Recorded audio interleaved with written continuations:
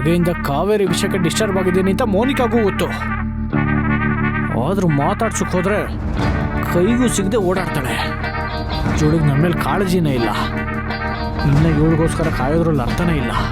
ನಾನು ಮಾತ್ರ ಯಾವಾಗಲೂ ಮೋನಿಕಾದೇ ಜಪ ಮಾಡ್ತೀನಿ, ಆದರೆ ಇವಳಿಗೆ ಬೇರೆಯವ್ರದ್ದೇ ಜಪ.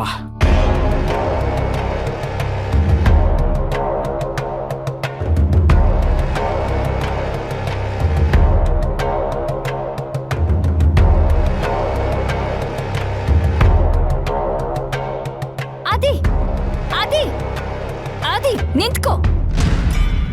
ಕೆಲಸ ಮುಗಿದ್ಮೇಲೆ ನನ್ನ ಹತ್ರ ಏನು ಮಾತಾಡದೆ ಹಾಗೆ ಹೋಗ್ತಿದ್ದೀರಾ? ಮಾತಾಡದೆ ಹಾಗೆ ಹೋಗ್ತಾ ಇದ್ದೀನಾ?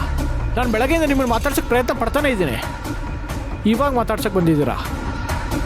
ತುಂಬಾ ಕೆಲಸ ಇತ್ತು ಆದಿ, ಅದಕ್ಕೆ ಮಾತಾಡಕ್ಕಾಗಿಲ್ಲ.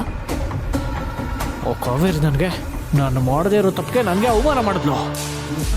ಅದಕ್ಕೆ ನನಗೆ ಕೋಪ ಹಾಗೆ ಕೂತಿತಾ ಇದೆ.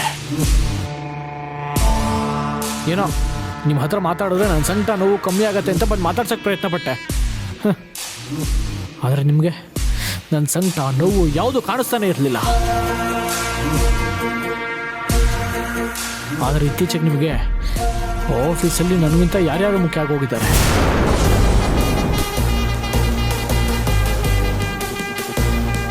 ಅಂದ್ರೆ ಏನ್ ನಿಮ್ಮ ಮಾತಿನ ಅರ್ಥ?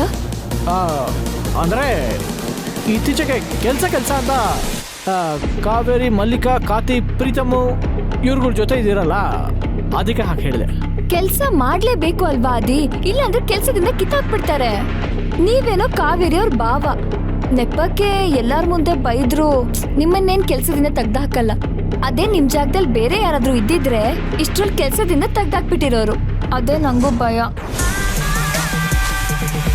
ಅದು ಅಲ್ಲದೆ ಕಾವೇರಿ ಮೇಡಮ್ ನಮ್ಮಿಬ್ರು ಬಗ್ಗೆ ತಪ್ಪಾಗಿ ತಿಳ್ಕೊಂಡು ನನ್ನ ಟಾರ್ಗೆಟ್ ಮಾಡ್ತಿದ್ದಾರೆ. ಈಗ ನಾನು ಸರಿಯಾಗಿ ಕೆಲಸ ಮಾಡಬೇಕು, ಅದಕ್ಕೆ ನಾನು ನಿನ್ ಜೊತೆ ಸ್ವಲ್ಪ ಡಿಸ್ಟೆನ್ಸ್ ಅಲ್ಲಿ ಇರೋ ತರ ಡ್ರಾಮಾ ಮಾಡ್ತಾ ಇದ್ದೀನಿ. ಪ್ಲೀಸ್ ಅರ್ಥ ಮಾಡ್ಕೊಳ್ಳಿ ಆದಿ.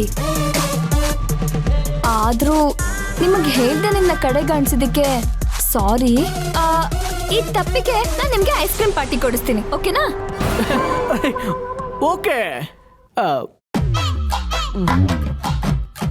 ಮತ್ತೆ ಕೋಪ ಮಾಡ್ಕೋತೀರಾ? ಸರಿ, ಈ ಕೋಪ ಕಮ್ಮಿ ಆಗಕ್ಕೆ ನಾನೇನ್ ಮಾಡ್ಬೇಕು ಹೇಳಿ?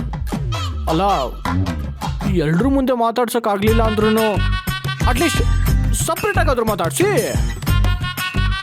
ಓಕೆ, ಹಾಗಾದ್ರೆ ಇವಾಗ ಆಗಿರೋ ತಪ್ಪಿಗೆ ಪನಿಷ್ಮೆಂಟ್ ಅಂತ ನೀವು ನನಗೆ ಐಸ್ ಕ್ರೀಮ್ ಕೊಡಿಸ್ಲೇಬೇಕಪ್ಪ. ಡನ್. ಕಮ್.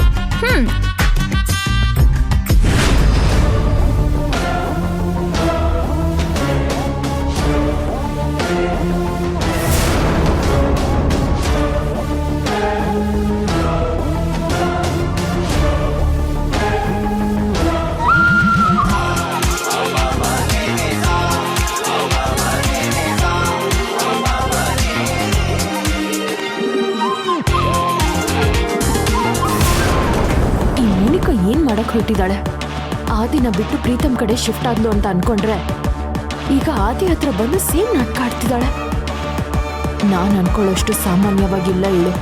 ಇವಳನ್ನ ಹುಷಾರಾಗಿ ಹ್ಯಾಂಡಲ್ ಮಾಡಬೇಕು. ಇವಳಿಂದ ಪ್ರೀತಮ್ನಷ್ಟೇ ಅಲ್ಲ, ಆದಿನೂ ಸಹ ಕಾಪಾಡಬೇಕು.